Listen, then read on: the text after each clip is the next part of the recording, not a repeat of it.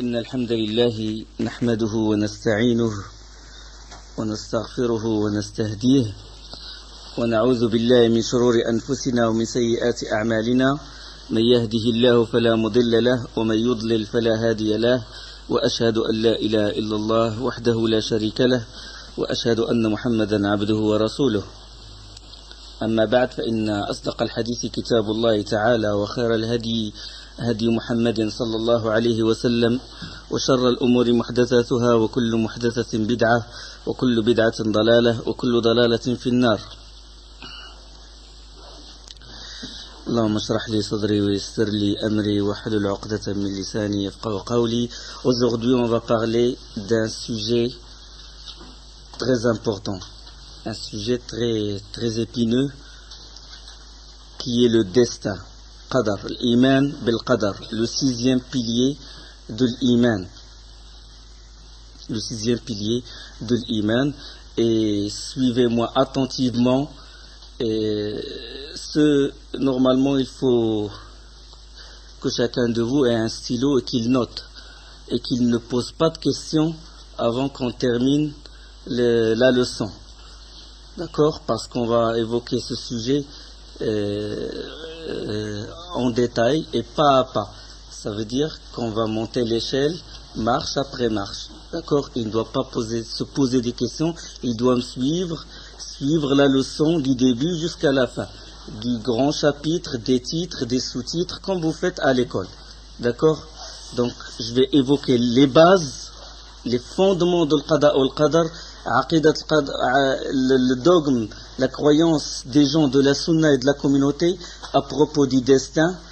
Et après, Inch'Allah, parce qu'une seule séance ne va pas nous suffire, dans la séance prochaine, Inch'Allah, on va parler des ambiguïtés des gens ou des sectes qui ont mal compris, mal interprété le destin et qui ont dévié de la voie droite d'Allah subhanahu wa ta'ala. Donc avant de rentrer dans les détails du sujet, je voudrais attirer votre attention sur une question qui a été longtemps abordée. C'est que les gens, en majorité, ils disent qu'il ne faut pas trop parler de ce sujet, car ceci mène vers le doute, le scepticisme, la tourmente, et il ne faut pas trop parler au seuil de ce sujet-là, en glisser beaucoup de pieds. Et beaucoup se sont égarés à force d'en discuter. Et l'imam Tahawi, lui-même, rahimahullah, il dit que l'origine du destin est le secret d'Allah concernant ses créatures, secret auquel n'accède ni ange rapproché, ni prophète envoyé. À plus forte raison, un saint wali. Et l'approfondissement et la méditation sur ce sujet n'est que cause de l'abandon divin et n'est que cause de l'abandon divin, une voie de malheur et de misère et à un degré de transgression et de désobéissance. Ça, c'est une parole de l'imam, du grand imam Abu Ja'far Tahawi rahimahullah. Et pourquoi ils ont dit ça? Bon, ils ont pour cela beaucoup d'arguments.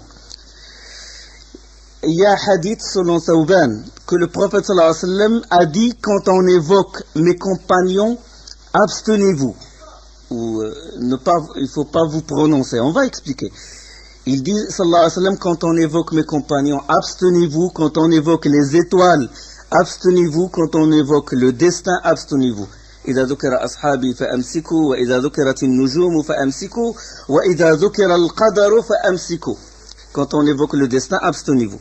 Il y a un autre hadith de Abu Hurairah radiyallahu anhu que le prophète sallallahu alayhi wa sallam est sorti voir les compagnons un jour et les a vus en train de disputer à propos du destin.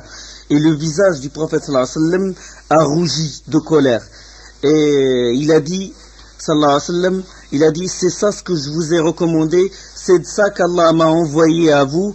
Ceux qui vous ont précédés se sont perdus à cause de leur dispute à propos de ce sujet. Ne vous disputez plus à propos de ce sujet. Azamtu alaykum alla tanaza'u. Fi hadith rapporté par l'imam Tirmidhi, numéro 2133, il est authentifié par Cheikh Al-Albani rahimahullah. Il a dit que la chaîne des rapporteurs est assez bonne. Mais cette règle n'est pas exclusive pour maintes raisons. Cette règle n'est pas exclusive, qu'il ne faut pas parler du destin et que c'est source de scepticisme et de doute et d'égarement, etc. Cette règle, elle n'est pas exclusive. Il faut bien comprendre les hadiths. Pour maintes raisons. La première, croire au destin, c'est un pilier de l'iman. C'est le 6e pilier de la foi. C'est les piliers de la foi, croire en Allah, croire en ses anges, croire en ses livres, croire en ses prophètes, croire au jour dernier. Et le 6e pilier, c'est croire au destin, le qadar. Donc, et on sait que la croyance, elle est précédée par l'ilm, par la connaissance. Donc, il faut qu'on connaisse ce pilier, qu'on le comprenne pour y croire, bien sûr, pour y croire. Donc, c'est un pilier et il faut qu'il soit éclairci. Et deuxièmement, c'est la croyance au destin a été abordée dans le hadith de Jibril. Et vous connaissez le hadith de Jibril qui est dans l'Usul Salaf. Et à la fin du hadith, qu'est-ce qu'il dit le prophète sallallahu alayhi wa sallam? Atakum Jibril yu'allimukum amra dinikum. À la fin du hadith, le prophète sallallahu alayhi wa sallam, il dit, c'est Jibril qui est venu vous apprendre tout ce qui concerne votre religion. Donc, apprentissage. Et dans ce hadith-là de Jibril, qui est venu voir le prophète sallallahu alayhi wa sallam, qui lui a posé, il lui a dit, que signifie l'iman, que signifie l'islam, que signifie l'ihsan, les signes de l'heure, etc., etc. À la fin, le prophète sallallahu alayhi wa sallam a dit, c'est Jibril qui est venu vous apprendre ce qui vous concerne dans la religion. Donc, c'est apprentissage. Donc, vous apprendre le destin qui est évoqué dans le hadith. Ça, c'est une raison que cette règle n'est pas exclusive. Et il y a aussi, donc, puisque ça rentre dans les 6 piliers, donc y croire, c'est une obligation, c'est un pilier, et donc pour y croire, il faut la comprendre. Et il y a beaucoup de versets du Coran qui parlent du qadar, beaucoup de versets qui en parlent, du destin. Et Allah subhanahu wa ta'ala en a parlé, et Allah nous a dit de méditer sur ces versets. Il dit Kitabun anzalnahu ilayka mubarakun liyatadabbaru ayati wa liyatadhakkara ulul albab afala yatadhakkaruna al-Qur'an am ala qulubin aqfaluha.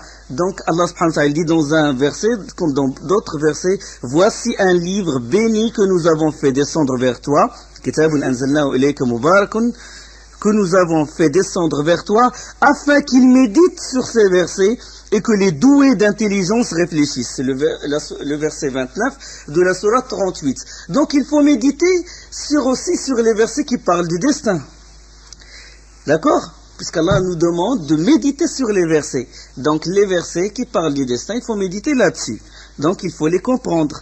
Et aussi, regardez, les compagnons ont posé des questions minutieuses à propos du qadar, du destin. Les compagnons, ils ont posé des questions qui sont très, très, très précises à propos comme le hadith qui est rapporté par l'imam Muslim, que Suraq ibn Malik ibn Jus'um a dit au prophète sallallahu alayhi wa sallam, envoyé d'Allah, montre-nous notre religion comme si nous venons d'être créés, ou comme si nous venons d'être nés. Les œuvres qu'on fait maintenant ont-elles déjà été écrites et l'encre concernant ce qui aura lieu a déjà séché, ça veut dire que ça y est, ce qui est écrit est déjà écrit, ou c'est nous qui débutons ces choses-là? Les œuvres qu'on fait, est-ce que c'est nous qui les débutons? Ou ils sont déjà été écrites? Et le prophète sallallahu alayhi wa sallam a dit, non, ils ont été déjà décrétés et l'encre a déjà séché. L'encre a séché. Ça y est. Les dossiers et tout, les feuilles ont été classés, et tout ce qui a été écrit, ça a été décidé avant. Et puis le compagnon, Suraq ibn Malik, radiallahu anhu, il a dit, à quoi sert d'agir? Donc si Allah a déjà écrit, et il a déjà décidé quels vont les gens de l'enfer, il les a fixés, leur nombre, et les gens du paradis et tout, à quoi sert d'agir? Et le prophète sallallahu alayhi wa sallam, il a dit, il faut agir car chacun lui sera facilité la voie vers laquelle il va œuvrer. On va expliquer ça. C'est juste un exemple comme quoi les compagnons ont posé des questions pointilleuse sur le qadar, et pourtant le prophète sallallahu alayhi wa sallam n'a pas reproché à Suraqa ibn Malik. Il ne lui a pas dit pourquoi tu as posé cette question, c'est le secret d'Allah, il ne faut pas en parler. Le prophète sallallahu alayhi wa sallam ne lui a pas reproché ceci. D'accord? Donc ça c'est des preuves comme quoi on peut parler de le qadar. Et il y a autre chose que les compagnons ont enseigné à leurs élèves, les tabi'in. On dit tabi'i, celui qui a vécu avec le compagnon, on n'a pas vécu avec le prophète sallallahu alayhi wa sallam. Ils ont enseigné à leurs élèves le qadar, le destin. Et ils les ont testés, comme dans le Sahih de Muslim, que Imran ibn Hussein, il a testé Abu al-Aswad al-Du'ali, son élève. Imran ibn Hussein, c'est un compagnon, Abu Aswad, c'est un tabi'i. Il lui dit, vois-tu ce que font les gens et s'efforcent de l'accomplir. Est-ce une chose déjà écrite ou ce sont des choses qu'ils débutent? Est-ce des choses qui ont été déjà écrites ou c'est eux qui le font sans que ces choses soient écrites auparavant? Et là, Abu al-Aswad, lui qui rapporte le hadith, il a dit, j'ai répondu, il a été déjà décidé. Tout ça a été déjà décidé. Toutes nos œuvres ont été déjà écrites par Allah subhanahu wa ta'ala. Et là, Imran ibn Hussein, il a dit, n'est-ce pas une injustice? Comment Allah leur a envoyé des prophètes et eux, ils œuvrent et à la fin, tout ça a été écrit par Allah. N'est-ce pas une injustice? Et puis, Abu al-Aswad Ali s'est mis en colère. Il a dit, tout fait partie de la création d'Allah. Allah a tout créé, khaliq kulli shay, y compris nos œuvres, et tout se trouve entre ses mains. Il n'est pas à interroger sur ce qu'il fait. La yus'alu amma yaf'al, il n'est pas interrogé sur ce qu'il fait, mais ce sont eux qui devront rendre compte de leurs actes. La yus'alu amma yaf'al wa hum yus'alun. Et puis Imran ibn Hussein, il a dit qu'Allah te soit miséricordieux, je ne t'ai interrogé que pour te tester. Donc les compagnons, ils ont enseigné le qadar, et ils ont testé leurs élèves, ils ont enseigné le destin. Et les grands savants ont écrit beaucoup de choses, beaucoup de livres à propos du destin. Et si il y a aussi autre chose, si on n'aborde pas ce sujet, les gens vont tomber dans l'ignorance. Peut-être la porte va s'ouvrir à des innovateurs et les égareurs pour faire plonger ou propager leurs ambiguïtés. Donc il faut que les gens de la sunna en parlent. Et il y a aussi, si on ne parle pas du qadar et de ses fruits, on va laisser échapper beaucoup de choses. On va laisser échapper beaucoup de connaissances et beaucoup de bienfaits. Parce que la croyance du qadar, du destin, a beaucoup de... Le musulman, il en profite. Il y a ça. Il y a ça. Et maintenant, comment réunir entre ces textes-là? Comment réunir entre le fait qu'Allah, il a interdit, comment réunir entre les textes qui disent que le qadar, il ne faut pas en parler, c'est le secret d'Allah, et ces textes-là où le prophète sallallahu alayhi wa sallam a répondu à des questions pointilleuses sur le qadar, et Allah en a parlé dans le Coran. Comment réunir? C'est que le prophète sallallahu alayhi wa sallam a interdit d'en parler sans science. Pourquoi l'imam Tahawi a dit le secret d'Allah, il ne faut pas en parler, et au seuil de cette porte on glissait beaucoup de pieds? Pourquoi? Parce qu'il ne faut pas en parler avec ignorance, sans science, sans argument, à tort et à travers. Et on sait que le fait de parler à tort et à travers et sans argument, ça peut mener la personne à l'enfer. Comme dans Surat al-Muddathir, toute âme est l'otage de ce qu'il a acquis, kullu nafsin bima kasabat rahina, illa ashab al-yamin, sauf les gens de la droite, dans des jardins, ils s'interrogeront au sujet des criminels, yatasa'aluna 'anil mujrimin, qu'est-ce qui vous a acheminé à Saqar? Quand les gens de la droite, les gens du paradis vont s'interroger sur les gens de l'enfer. Qui les a menés à Saqar? Saqar, c'est l'enfer, c'est un degré de l'enfer. Et là, les gens de Saqar, les gens de l'enfer, ils vont répondre. Ils diront, nous n'étions pas de ceux qui faisaient la salat. Nous n'étions pas de ceux qui faisaient la salat.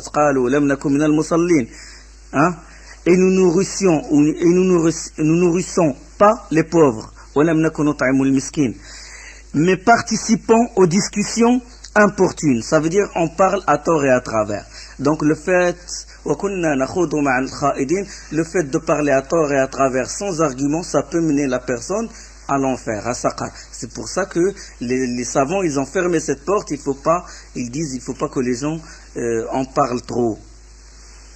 Ça c'est dans Sourate 74, le verset 38 jusqu'au verset 45. قالوا لم نكن المصلين ولم نكن نطعم المسكين وكنا نخوض مع الخائضين وكنا نكذب بيوم الدين حتى أتانا اليقين. Et ce qu'ils ont interdit plutôt, c'est de n'utiliser dans la compréhension du destin que la seule raison, loin de la guidée du livre et de la sunna.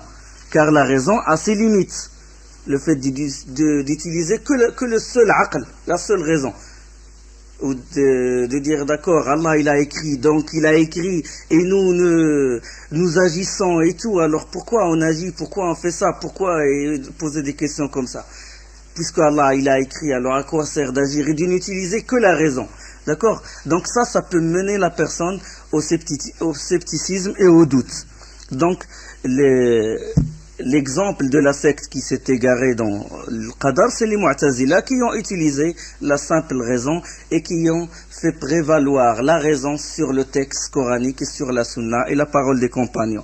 Donc c'est pour ça que les savants ont fermé cette porte. Il ne faut pas parler à tort et à travers, rentrer dans des discussions importunes et parler à tort et à travers sans argument à propos du destin et de n'utiliser que la raison. Et ils ont fermé cette porte parce que il y a des gens qui cherchent, qui creusent beaucoup. Ils sont très rigoristes. Ils cherchent le secret d'Allah derrière sa création. Ils cherchent pourquoi il a créé ça, pourquoi Allah il a créé, pourquoi il a égaré tel. Et ils cherchent, ils veulent aller loin, alors que c'est derrière ça, c'est Allah subhanahu wa ta'ala, il fait ce qu'il veut. Et c'est pour ça qu'ils ont fermé cette porte. Et aussi que c'est interdit que ça soit un sujet de division. Ça veut dire de se disputer à son propos. Parce que dans le hadith, le prophète s'est mis en colère quand il a vu les compagnons se disputer à propos du qadar. Donc ce qui est interdit, ce n'est pas d'en parler, de l'éclaircir. Ce qui est interdit, c'est d'en faire un objet de dispute et de divergence et de division. Et le hadith l'explique. Le prophète il a dit, quand on évoque les compagnons, abstenez-vous. Quand on évoque les étoiles, abstenez-vous. Quand on évoque le qadar, abstenez-vous. Quand on évoque les compagnons, ça veut dire qu'on ne doit pas parler de leur mérite, qu'on ne doit pas parler de leur sira, de leur vie. Si, le Bukhari il en a parlé, Muslim et tout.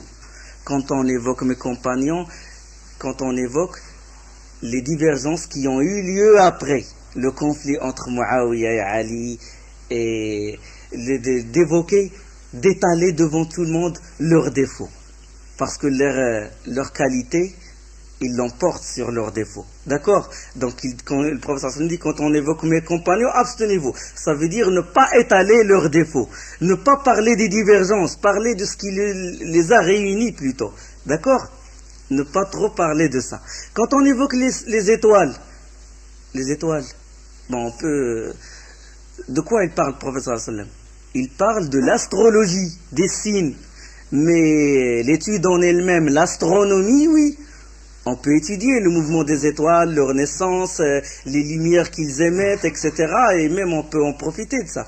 D'accord? Mais quand on évoque les étoiles, ça veut dire que ces étoiles ont un effet sur la vie de quelqu'un et de sa mort, etc. L'astrologie. Hein? Quand on évoque le qadar, ça veut dire qu'on ne doit pas prendre le qadar, le destin, comme sujet de division et de divergence. D'accord? Donc ça, en gros, l'introduction. Et maintenant, on va définir ce que ça veut dire le destin. Taqdir, comme ils disent les ulama, taqdir Allah lil kainat hasba ma sabaqa bi ilmu wa iqtadatu hikmatuh. Le destin, ça veut dire qu'Allah a décrété tout ce qui concerne ces créatures et fixé leur juste proportion et le déroulement des événements avant leur création, conformément à sa connaissance et sa sagesse. C'est ça le destin. Il a tout écrit Et pour bien éclaircir la chose, quand on vous dit c'est quoi croire au destin? C'est quoi croire au destin? Vous répondez croire au destin, c'est croire à 4 degrés.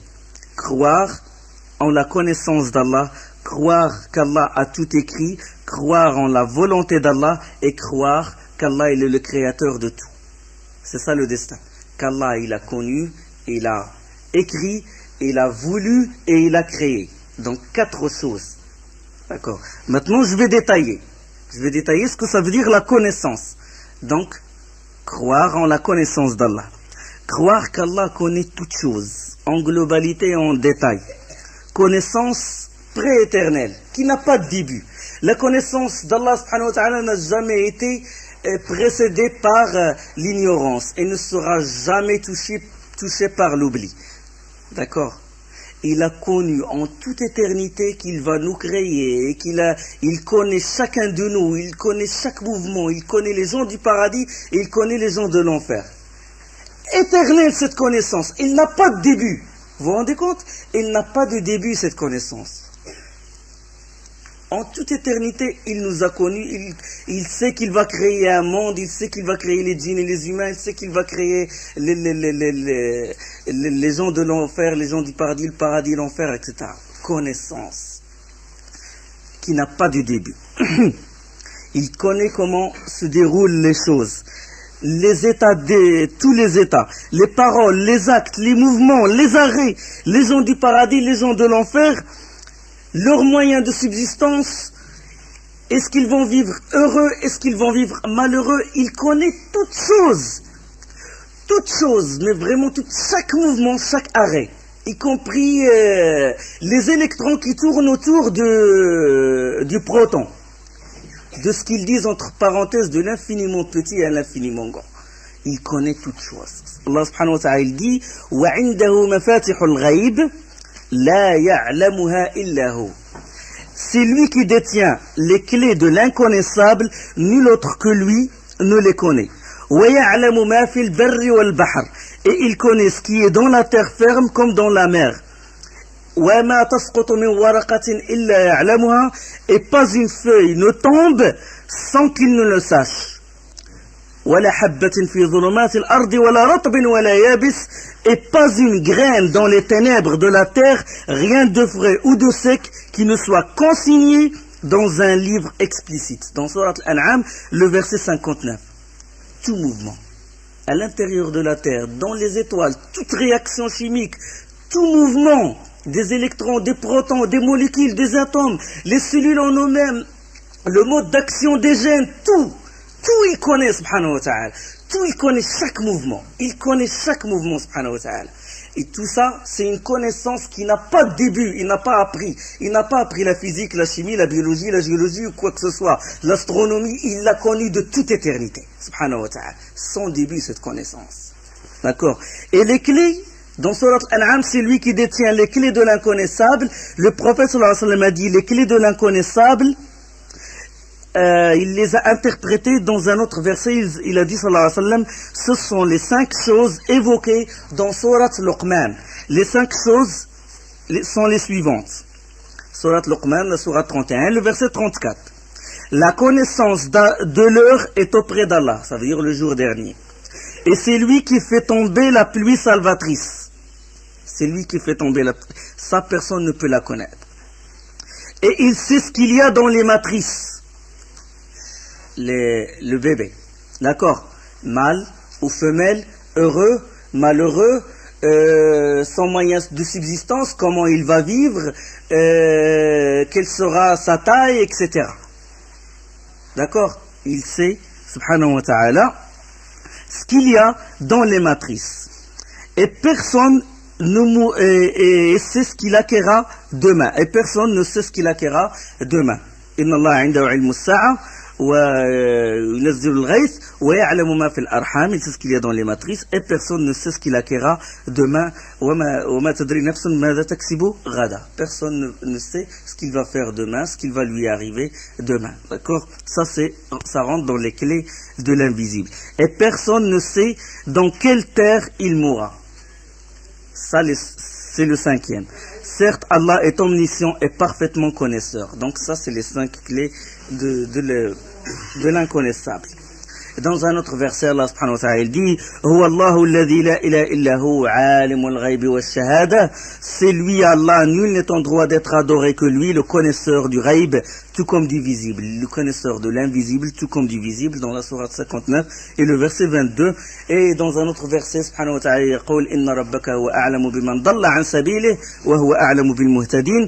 C'est ton Seigneur qui connaît mieux ceux qui s'égarent de son chemin et il connaît mieux ceux qui suivent la bonne voie dans Surah 68, Surah Noun et le verset 7. Innama ilahukumullahu alladhi la ilaha illahu wasi'a kulli shay'in ilma. Dans un autre verset, en vérité votre seul Dieu, c'est Allah, en dehors de lui, nul n'est en droit d'être adoré, lui qui embrasse toute chose de sa science. Dans Surah 20 et le verset 98. Donc Allah, il connaît toutes choses, subhanahu wa ta'ala. Imam Muslim, dans le hadith numéro 2649, il rapporte que Imran ibn Hussein l'un des compagnons demanda au prophète sallallahu alayhi wa sallam, il lui a dit, est-ce que les gens du paradis et les gens de l'enfer sont-ils connus auprès d'Allah? Ils sont connus, les gens du paradis, les gens de l'enfer. Le prophète sallallahu alayhi wa sallam, il a dit oui. Et puis Imran ibn Hussein radiyallahu anhu, il a dit alors pourquoi les gens agissent? Et le prophète sallallahu alayhi wa sallam lui a répondu, chacun lui sera facilité la tâche pour laquelle il l'a créé. Kullun muyassarun lima khuliqa lahu. Donc connaissance, le premier degré. Donc ça c'est les bases. Après on va détailler. Avancez, laissez la place pour les frères qui rentrent. Donc, premier degré, la connaissance. Là, on a montré les preuves dans le Coran, les preuves dans le hadith du prophète sallallahu alayhi wa sallam. La connaissance. Il a connu. Maintenant, croire qu'il a connu. Deuxième degré de la croyance au qadar, au destin, c'est de croire qu'Allah a écrit ce qu'il savait de ses créatures. Il l'a écrit, subhanahu wa ta'ala. Il a écrit le déroulement des événements, les termes de chaque âme, le terme fixé dans la table gardée. Il a tout écrit, il a écrit ce qu'il connaît, subhanahu wa ta'ala. Et donc, les preuves dans le Coran qu'Allah il a écrit chaque mouvement, il a écrit les gens du paradis, les gens de l'enfer. Allah subhanahu wa ta'ala يقول ألم تعلم أن الله يعلم ما في السماوات والأرض إن ذلك في كتاب إن ذلك على الله يسير. Allah il dit, ne sais-tu pas qu'Allah sait ce qu'il y a dans le ciel et sur la terre, tout cela est dans un livre et cela est pour Allah est bien facile. Dans Surat 22 le verset 70 où il dit subhanahu wa ta'ala wa kulla shay'in ahsaynahu fi imamin mubin. Et nous avons dénombré toutes choses dans un imam explicite. Imam ça veut dire registre, hein? Dans Surat 36 le verset 12. Et dans Surat Al-Anfal, قُلْ لَا يُصِيبَنَا إِلَّا مَا كَتَبَ اللَّهُ لَنَا, dit rien ne nous atteindra en dehors de ce qu'Allah a prescrit pour nous. Dans Surat Al-Anfal, Surat le butin, le verset 51. Et وَمَا تَكُونُ فِي شَأْنٍ وَمَا تَتْلُو مِنْهُ مِنْ قُرْآنٍ وَمَا وَلَا تَعْمَلُونَ مِنْ عَمَلٍ إِلَّا كُنَّا عَلَيْكُمْ شُهُودًا إِذْ تُفِيضُونَ فِيهِ. Dans Surat Yunus, tu ne t'occupes de rien de conséquent, tu ne récites venant d'Allah rien du Coran, vous n'agissez nulle action que nous ne soyons de vous témoins quand vous vous y engagez. وَمَا يَعْزُبُ عَنْ رَبِّكَ مِنْ مِثْقَالِ ذَرَّةٍ فِي السَّمَاءِ وَلَا فِي الْأَرْضِ. Il n'échappe pas à votre Seigneur le poids d'un atome sur la terre ni dans le ciel. وَلَا يَعْزُبُ عَنْ رَبِّكَ مِنْ مِثْقَالِ ذَرَّةٍ فِي الْأَرْضِ وَلَا فِي السَّمَاءِ. Ni rien de plus infime ou de plus grand. وَلَا أَصْغَرَ مِنْ ذَلِكَ وَلَا أَكْبَرَ إِلَّا فِي كِتَابٍ مُبِينٍ. Que cela ne figure à l'écrit explicite. Tu ne t'occupes de rien de conséquent, tu ne récites venant d'Allah rien du Coran, vous n'agissez nulle action que nous ne soyons de vous témoins quand vous vous y engagez. Il n'échappe à votre Seigneur le poids d'un atome sur la terre, ni dans le ciel, ni rien de plus infime ou de plus grand que cela ne figure à l'écrit explicite. il a écrit tout ça, subhanahu wa ta'ala. C'est un verset de Surat Yunus, Surat 10, et le verset 61, dans un autre verset, وَمَا مِنْ غَائِبَةٍ فِي السَّمَاءِ وَالْأَرْضِ إِلَّا فِي كِتَابٍ مُبِينٍ. Il n'y a rien de caché dans le ciel et la terre qui ne soit dans un kitab explicite, dans un livre explicite, dans Surat An-Naml, Surat 27, et le verset 75. Donc Allah subhanahu wa ta'ala, il a écrit ça. Il a écrit. D'accord? Il a écrit. Donc, la connaissance, après la connaissance, l'écriture. Ça, c'est des preuves dans le Coran. Les preuves dans la Sunna, l'imam Muslim, il rapporte, selon Abdullah ibn Amr ibn al-As, Abdullah ibn Amr ibn al-As, il a dit, j'ai entendu l'envoyé d'Allah dire, Allah a écrit le destin de ses créatures avant la création des cieux et de la terre de 50 000 ans. Et il ajouta, sallallahu alayhi wa sallam, son trône était sur l'eau. Hadith numéro 2653. Donc, avant la création des cieux et de la terre, il a écrit le destin de toutes choses. Il a écrit tout ce qui va se passer. D'accord? Subhanahu wa ta'ala. Et Abu Daoud, imam Abu Daoud, il rapporte, hadith 4700, qu'Ubad ibn Samit, l'un des compagnons, il exhorta son fils en lui disant, voilà, les compagnons, ils exhortaient leur fils, alors jeunes, en leur parlant du qadar, du destin. Il lui dit, mon fils, tu ne trouveras le vrai goût de la croyance, de l'iman, que si tu saches que ce qui doit t'atteindre ne saurait te manquer. Tu ne trouveras pas le goût de l'iman, de la croyance, le vrai goût, que si tu saches, tu sois convaincu de la chose suivante, que ce qui doit t'atteindre ne saurait te manquer. Et rien de ce qui doit te manquer ne saurait t'atteindre. Hein? Rien de ce qui doit te manquer ne saurait t'atteindre. اعلم أن ما أصابك لم يكن ليخطئك وما أخطأك لم يكن ليصبك. Tu ne trouveras pas le goût de l'iman vraiment que si tu saches ça. Il exhortait son fils. Et puis il ajouta, il a dit, j'ai entendu l'envoyé d'Allah dire, parmi les premières choses qu'Allah a créées, c'est le qalam. Le qalam, c'est la plume, si vous voulez. Il lui dit, écris. Il lui dit, écris. Allah demande à la plume d'écrire, comme il a voulu, subhanahu wa ta'ala. Et la plume, elle a répondu à Allah, subhanahu wa ta'ala, il a dit, oh mon Seigneur, que vais-je écrire? Et Allah, subhanahu wa ta'ala, il dit, écris le destin de toutes choses jusqu'au jour de la résurrection. D'accord? Et puis, Ubad ibn Samit, il continua, il dit, oh mon fils, j'ai entendu le prophète sallallahu alayhi wa sallam dire, celui qui est mort sans être sur ceci, sans avoir cru en ceci, au qadar, ne fera pas partie de ma communauté. Clair. Hadith rapporté par l'imam Muslim. Dans les deux sahih, les deux shaykhan, l'imam Bukhari et Muslim, le prophète sallallahu alayhi wa sallam a dit, il n'y a pas d'âme sans qu'Allah a écrit sa demeure, soit au paradis, soit en enfer, et sans qu'Allah a écrit si elle est heureuse ou malheureuse. Hadith rapporté par shaykhan. Et selon Amr ibn al-As, l'envoyé d'Allah, un jour est sorti nous voir. Amr ibn al-As qui rapporte, l'un des compagnons du prophète sallallahu alayhi wa sallam, il rapporte que le prophète sallallahu alayhi wa sallam est sorti nous voir en tenant 2 livres chacun d'une main. Et il dit, connaissez-vous ces 2 livres? Ils ont dit, les compagnons ont dit, non, envoyé d'Allah, informe-nous à propos de ce livre. Et il dit, sallallahu alayhi wa sallam, en désignant le livre qu'il tenait de sa main droite, il a dit, celui-là est un livre du Seigneur des mondes, il contient les noms des gens du paradis, les noms de leurs pères et ceux de leurs tribus. Il a fixé leur nombre, point d'augmentation ni de diminution au nombre fixé. Et il dit, sallallahu alayhi wa sallam, en désignant le livre qu'il tenait de sa main gauche, celui-là est un livre du Seigneur du monde, il contient les noms des gens de l'enfer, les noms de leurs pères et ceux de leurs tribus, il a fixé leur nombre, ils sont comptés jusqu'au jour dernier, point d'augmentation ni de diminution au nombre fixé. Hadith rapporté par l'imam Ahmad et l'imam Tirmidhi, dans Sunan Tirmidhi, ce hadith numéro 2141, c'est un hadith Hasanun Sahihun Gharib.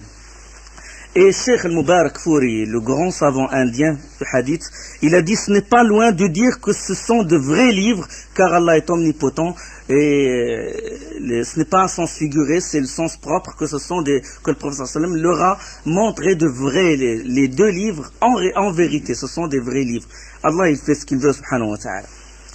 Et donc, après avoir parlé maintenant des 2 degrés, la connaissance, l'écriture, on va parler de ce qu'on appelle les décrets, taqdir. Allah, il a décidé, il a écrit, et on va distinguer 4 décrets. On va avancer 5 décrets, astaghfirullah. Et vous allez comprendre, petit à petit vous allez comprendre ça. Le premier décret, c'est le décret général. C'est l'écriture de la destinée de toutes choses avant la création des cieux et de la terre. D'accord? Ceci est de 50 000 ans. Quand Allah il créa la plume, il lui dit d'écrire, il a écrit toutes choses. Ça, écrit toutes choses jusqu'au jour de la résurrection. D'accord? Ça c'est le décret général. Allah il a décidé, il a écrit toutes choses. Et puis, il y a un décret quand Allah a pris l'engagement des fils de Adam. C'est comme une deuxième décision qui se ramifie de la première décision. Allah, il a déjà écrit dans la table gardée, mais quand il créa Adam, qu'est-ce qu'il a fait? Subhanahu wa ta'ala, il a essuyé, comme dans le hadith de Bukhari, il a essuyé de sa main droite le dos de Adam et en sortit sa descendance. Allah nous a sortis dans le rêve, dans le monde de l'invisible.